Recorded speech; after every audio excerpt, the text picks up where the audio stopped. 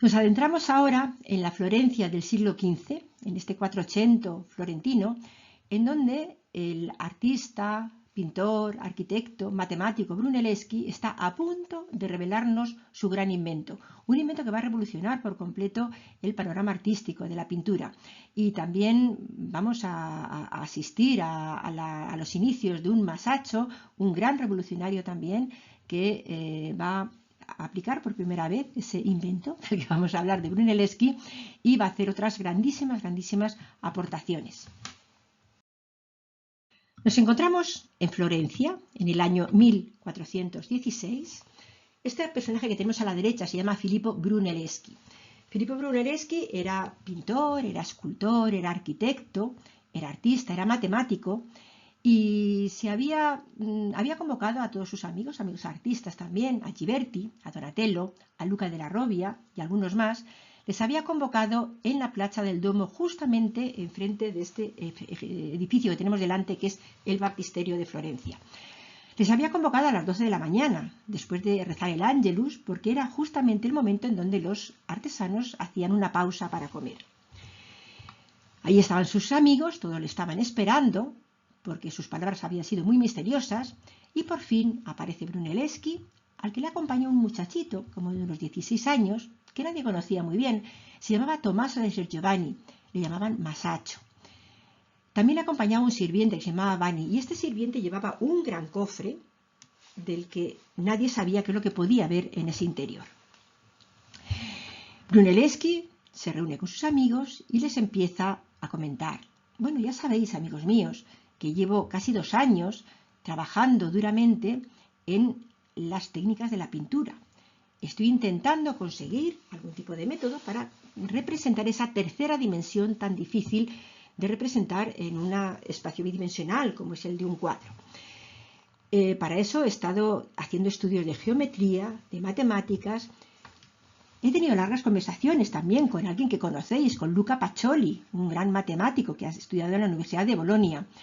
Y mi gran objetivo era precisamente conseguir reproducir en un cuadro de 2 dimensiones, reproducir esa tercera dimensión, esa profundidad, que es lo que realmente perciben nuestros ojos. Crear una ilusión en un cuadro que pareciera convincente. Los amigos lo escuchan muy atentamente, piensan que se habrá acercado un poco más de lo que se había acercado ya Giotto, como habíamos estado comentando previamente. Y esperan, están todos muy expectantes a ver qué les puede enseñar este maestro. Brunelleschi llama a Vanni, a su sirviente, y le dice: abre el cofre. Vanni abre el cofre y de allí saca una tablilla cuadrada sobre la que Brunelleschi había pintado con exquisita precisión aquello que ellos tenían delante, ese baptisterio de Florencia. Lo había representado con una exhaustiva minuciosidad, tanto en las formas como en los colores. Era absolutamente idéntico. Todos los asistentes se asoman al dibujo, a la tablilla, alaban enormemente esa precisión de miniaturista, esa exactitud a la hora de reproducir cada uno de los elementos de este edificio. Además, él en esa tablilla tenía pintado el baptisterio, pero sin embargo estaba recortado sobre todo lo que es el entorno de la tablilla, estaba reproducido con plata bruñida, es decir, es como si el baptisterio estuviera encajado en medio de un espejo. En la tablilla además había un pequeño agujero que comenzaba muy pequeñito, como del tamaño de una lenteja, y luego se iba abriendo como del tamaño ya de una pequeña moneda hacia la parte opuesta. Bueno, todos, como os decía, todos alabaron enormemente la precisión del dibujo, la exactitud, los colores, la forma en cómo había reproducido de manera exacta ese edificio que ellos tenían delante.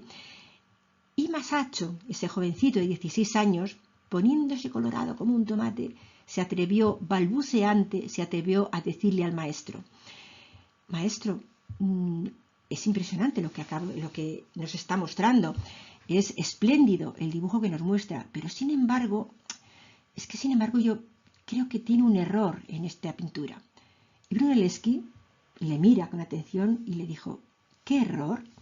Él dice: maestro, es que yo lo que veo es que lo ha pintado a la inversa, es decir, ha colocado todo lo que tenía que estar a la derecha en su dibujo, en su pintura está a la izquierda, y lo que yo veo a la izquierda en su pintura está a la derecha.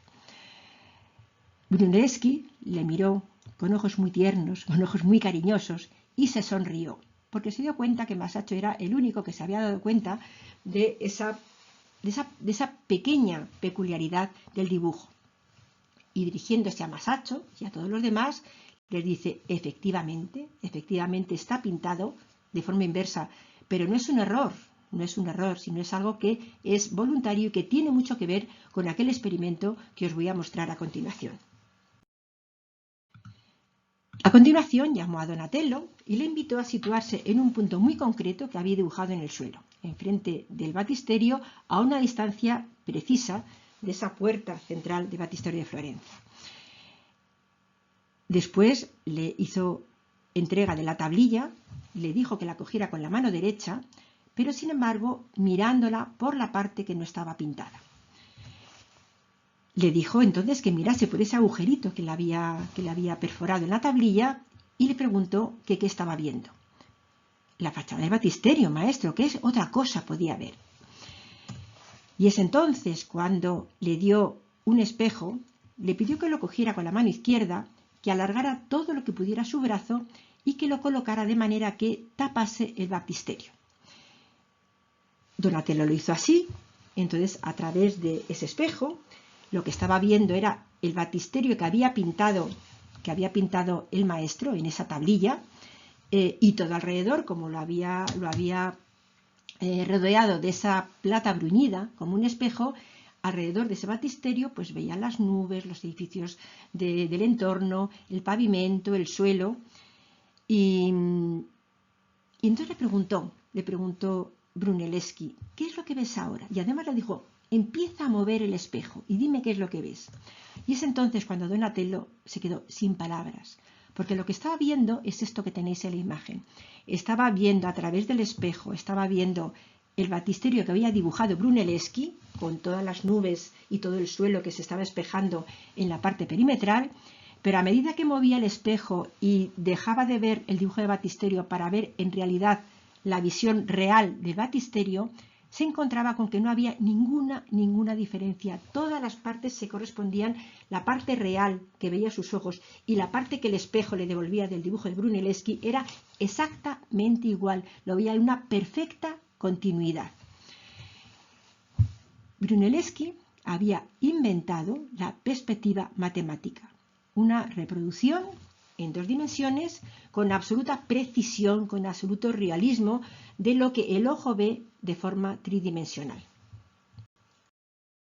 Este descubrimiento cambia por completo nuestra historia del arte, totalmente completo. Cuando irrumpe es una cosa que es que ya a partir de entonces es un punto de inflexión, lo que va a venir después no tiene nada que ver con lo que había venido antes. El método además, ya os he comentado que Brunelleschi era el matemático también, tenía además mucha relación con matemáticos de la altura de Pacioli, por ejemplo, y habían estado estudiando los postulados de Euclides, esos de los triángulos semejantes. Entonces, bueno, os traigo aquí una cosa para que más o menos poderla entender. Realmente son las construcciones de perspectiva lineal que hacemos nosotros también, es decir, no ha cambiado absolutamente nada desde ese inicio del siglo XV. Tenemos aquí el objeto real, aquí tenemos un cubo, tenemos aquí a Donatello, donde ese PV es el punto de vista que es donde están los ojos de Donatello, la altura es la altura de Donatello. A partir de ahí tenemos un plano que es este, que sería el plano del cuadro, que es donde vamos a dibujar nuestro cubo, y a partir de esos ojos, de los ojos de Donatello, vamos a empezar a tirar una proyección de líneas que van a ir señalando los puntos más importantes de este objeto, en este caso de las aristas del cubo. Si proyectamos en perpendicular el punto de vista, nos encontramos con este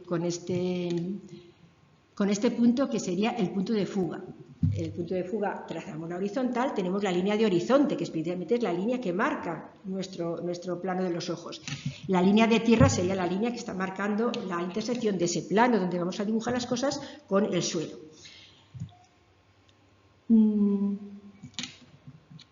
Ese es el punto de fuga que lo acabo de comentar y esa es la distancia a la que se está colocando Donatello. Por eso tenía que existir un punto muy exacto dibujado en el suelo para que Donatello se lo colocara allí, porque si se coloca más a la izquierda, más a la derecha, más adelante, más atrás, o Donatello es más alto o más bajo. Yo creo que tuvo que medir la altura de Donatello para que realmente ese experimento saliera tal y como él quería que saliese, con esa enorme exactitud. Bueno, pues a partir de ahí, digamos, la intersección de esta radiación de líneas con ese plano del cuadro es lo que nos da precisamente esa reproducción en 2 dimensiones. Tenemos un cubo, pero lo que tenemos también es todo lo que se está moviendo en ese espacio perspectivo. Os dais cuenta que alguien que está muy lejos, si trazamos esta línea, cuando llega al plano del cuadro se ve más bajito. Alguien que está muy cerca de la misma altura, cuando trazamos esa proyección, lo veremos en nuestro plano del cuadro más grande. Es decir, esa disminución en donde lo que está muy cerca es más grande, lo que está más lejos es más pequeño, es algo que ya se había intuido, que los flamencos lo habían intuido muy bien, pero lo hacían a ojo. Y ahora Brunelleschi puede medir exactamente, según el lugar que ocupa en ese espacio, medir qué altura debería tener en ese espacio perspectivo que es el que está dibujando.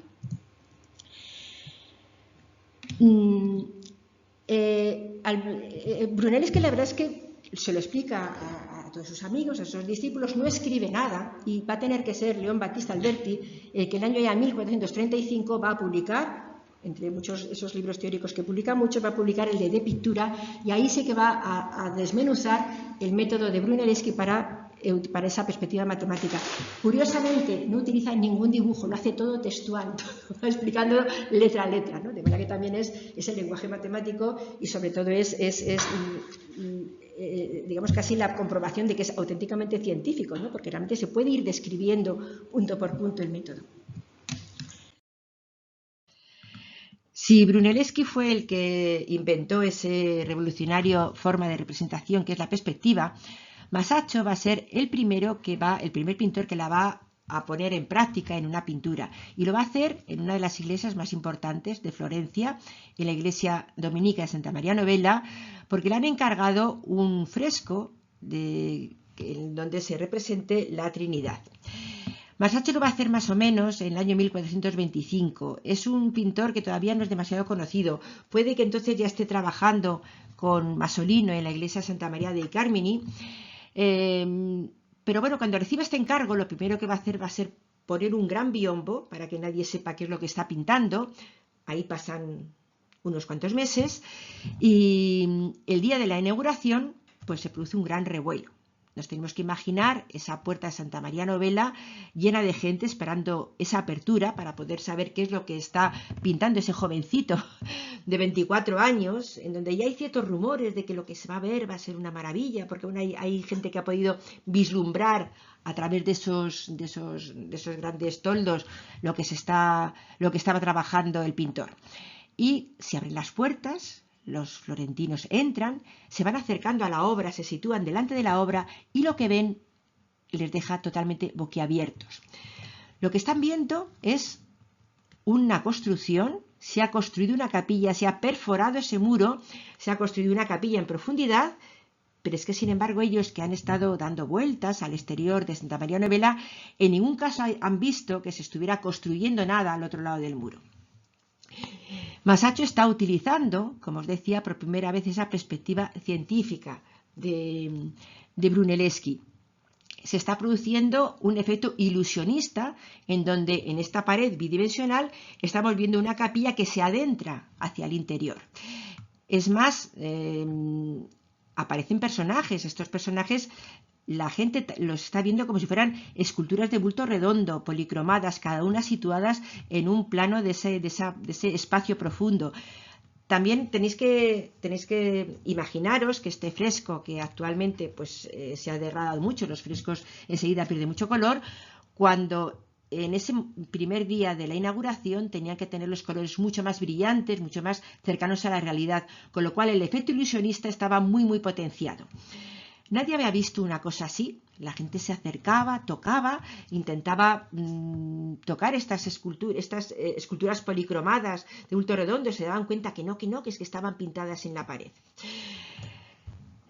La capilla además tenía el tamaño un tamaño real para una capilla, tenía 3,15 de ancho, tenía 6,70 de largo y por lo tanto se estaban presenciando algo que nunca habían visto antes. A partir del siglo XIX en las escuelas de arquitectura empezó a ser bastante usual el reproducir ese espacio vacío de la iglesia de la Capilla de la Trinidad de Masaccio, el volver a reproducirlo, ¿no? El volver a intentar saber dónde están esas distancias geométricas, esa construcción geométrica. Y esto que os traigo aquí es un dibujo académico de los muchos que existieron y que, bueno, y que sigue siendo también un trabajo habitual encargado a los estudiantes.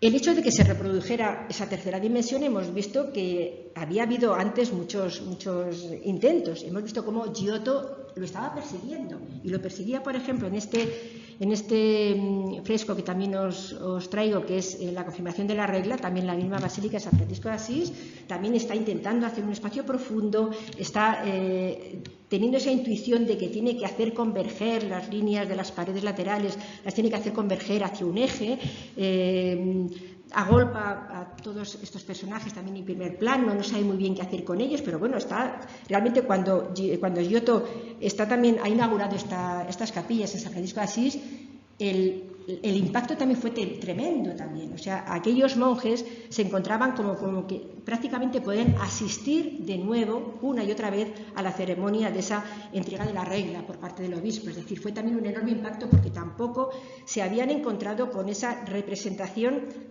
más próxima a la realidad, que es la que estaba haciendo Giotto. Pero claro, Masaccio, son 100 años después, Masaccio está utilizando ese invento de Brunelleschi y está haciendo algo que también tiene un impacto enorme en la sociedad florentina. Vemos que Giotto, hemos visto cómo tiene esas confluencias, son polifocales, bueno, van más o menos cada una de forma intuitiva, y estamos viendo ya cómo lo que está haciendo Masaccio es utilizar ese punto focal único, que es el punto de fuga, con esa línea de horizonte, hacer confluir todo en ese punto, hacer decrecer todos los elementos. Fijaos en estos casetones que van decreciendo de manera exacta, es decir, se van decreciendo no a ojo, sino que van decreciendo en referencia a la distancia a la que se van alejando del plano del cuadro. Pero más cosas. Esto es algo que es muy importante porque también, como os comentaba, no es solo la feliz idea de encontrar una perspectiva, sino que tiene mucho que ver con un cambio de concepción del propio mundo, en donde hemos visto que por parte de Giotto, en ese Trecento que viene como arrastrando esa transformación franciscana, en donde se quiere aproximar cada vez más a ese mundo real, pues en el caso de Masaccio, en el caso de Brunelleschi, ese conocimiento de la naturaleza que lo estaba haciendo Giotto de forma empírica, de forma instintiva, de forma intuitiva, en este momento lo que se hace es intentar llegar de forma totalmente racional. Es decir, hay una voluntad muy expresa de sustituir ese conocimiento intuitivo que tenían los anteriores por un mundo que se basara en el raciocinio, que se basara en certezas científicas. ¿Esto qué quiere decir? Que estamos ante el nacimiento de una era nueva, y esa era es la era moderna. En este momento empieza la era moderna porque hay un cambio de concepción, no solo artístico, sino que hay un cambio de sociedad y un cambio de concepción del mundo muy importante. A partir de este dibujo de Masaccio podemos ir restituyendo, casi podemos hacer el proceso contrario. Si Masaccio ha llegado a inventar este espacio a base de recrear un espacio imaginado en 3 dimensiones, nosotros podemos hacer lo inverso. A partir de ahí podemos volver a recomponer esa capilla, podemos incluso llegar a su planta, podemos saber cuáles son sus dimensiones reales, su profundidad, su altura, cómo están situados cada uno de los personajes. Y hay otra cosa importante, la perspectiva es muy importante en este nacimiento del Renacimiento, pero hay otro concepto que también vamos a ver que va a ser totalmente esencial en este nuevo mundo que nos encontramos, el mundo renacentista, que es la geometría.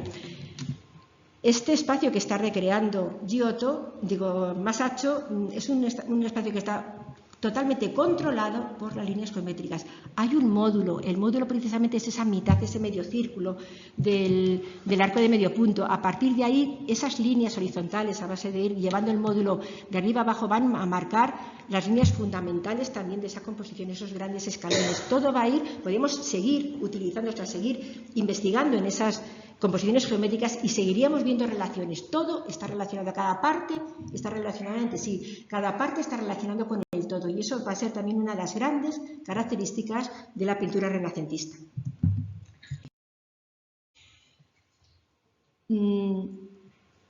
Más cosas de nuestro Masaccio, porque es inagotable este cuadro.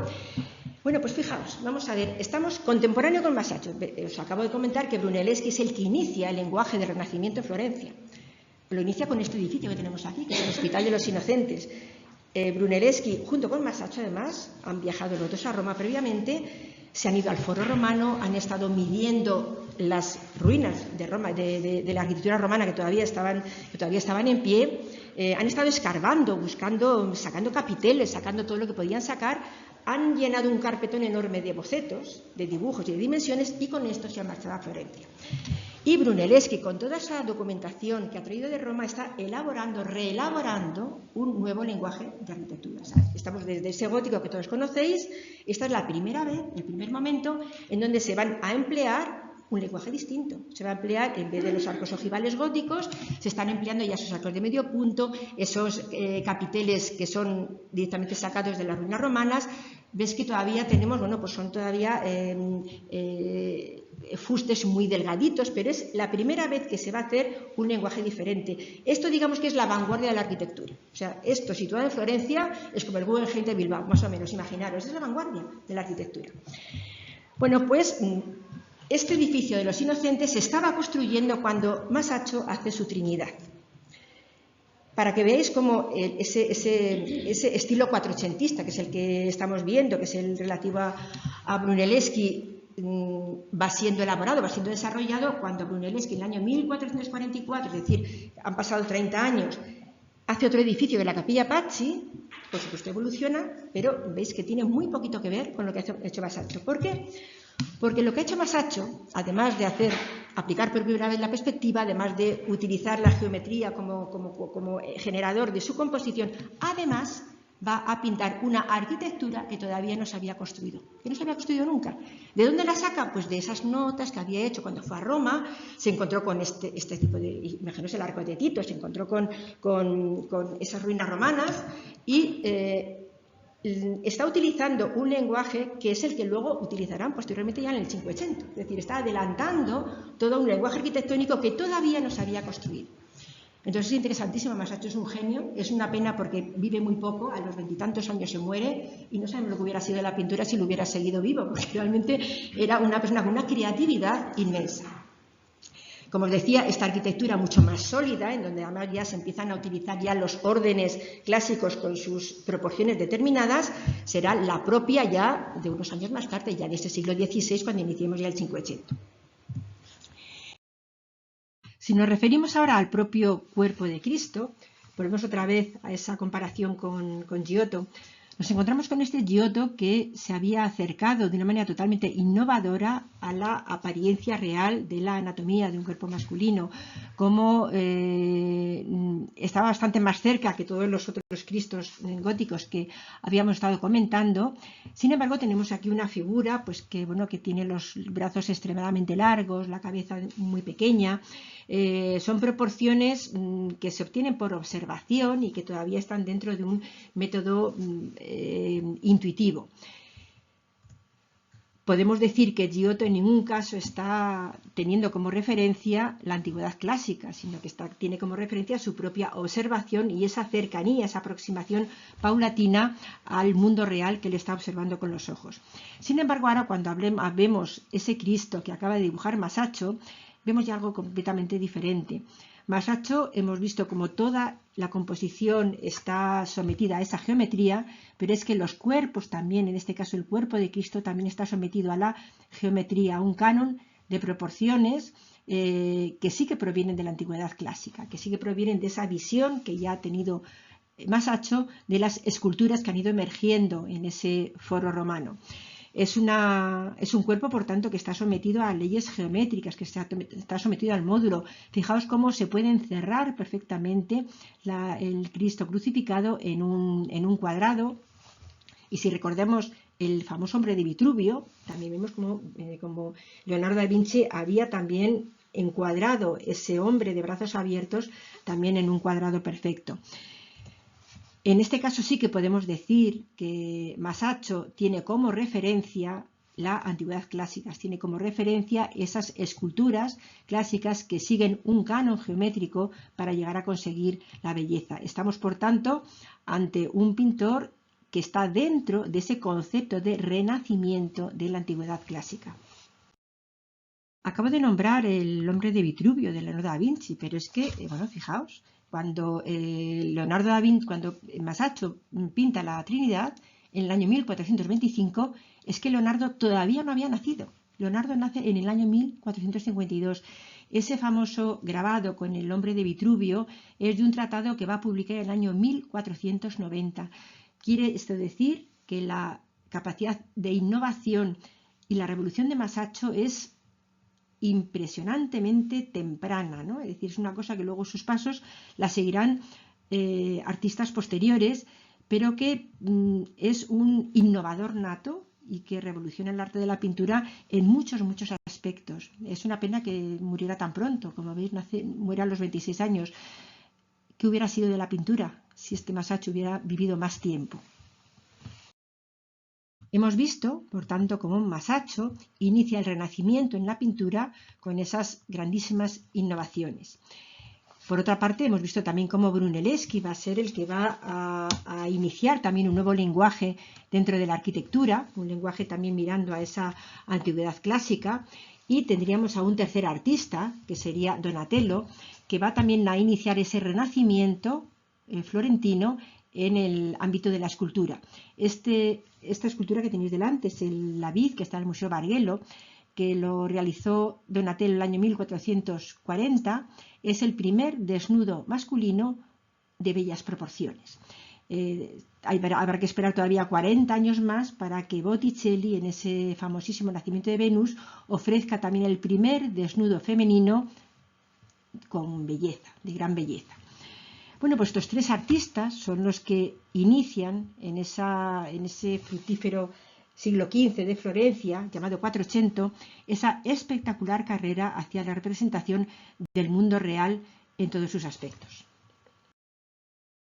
En el vídeo siguiente vamos a seguir hablando de pintores de ese 480 florentino, tan conocidos como Ghirlandaio, Botticelli, Perugino, que todos van a ir asimilando esas primeras enseñanzas de Brunelleschi, de Masaccio, de Donatello, y van a seguir evolucionando y desarrollando el panorama artístico. En continuidad vamos a ver cómo se sigue desarrollando este arte ya en el paso del siglo XV al siglo XVI, ese Cinquecento, al cual se le llama Alto Renacimiento porque la evolución continúa hasta llevar todo este panorama artístico a las más altas cotas de belleza, de perfección. Y eso lo van a conseguir por vías distintas, con aportaciones distintas también, los grandísimos artistas del Renacimiento, del Cinquecento, como son Leonardo da Vinci, Miguel Ángel, Rafael y Tiziano.